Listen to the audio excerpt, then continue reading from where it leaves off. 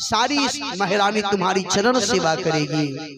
सीता जी ने रावण को बहुत त्रासा, सावधान किया कि रावण सुन, राम जी में और तुझ में कितना अंतर है। राम जी सूर्य है और सूर्य भगवान जब उदय होते हैं तो सारी सृष्टि की अंधकार भाग जाती है साहब, और तू एक जुगनू है।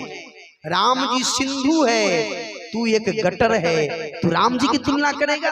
राम भगवान है, तू एक जीव है। इस प्रकार सीता जी ने कहा तो रावण को क्रोध आया, क्रोध में तलवार निकाला और सीता को मारना चाहा।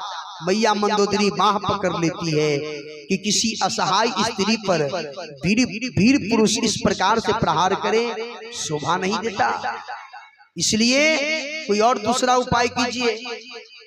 तो रावण ने सीता से कहा, सीता सुन, तू मेरा अपमान किया है, मैं सहन कर रहा हूं, लेकिन सुन, 1 महीने का समय देता हूं, तू यदि मेरा कहना नहीं माना तो मैं तुझे मार डालूंगा। इतना कहकर रावण घर चला गया।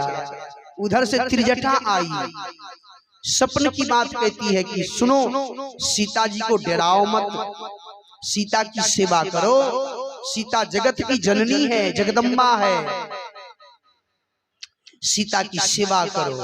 सपन की बात कहती है क्या?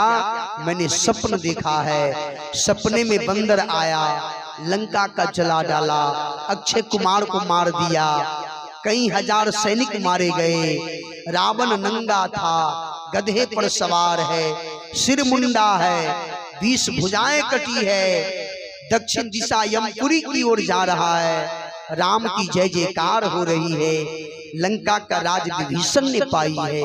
ऐसा ऐसा त्रिजटा ने स्वप्न देखा और वो स्वप्न सच होगा, इसलिए सीता की सेवा करो।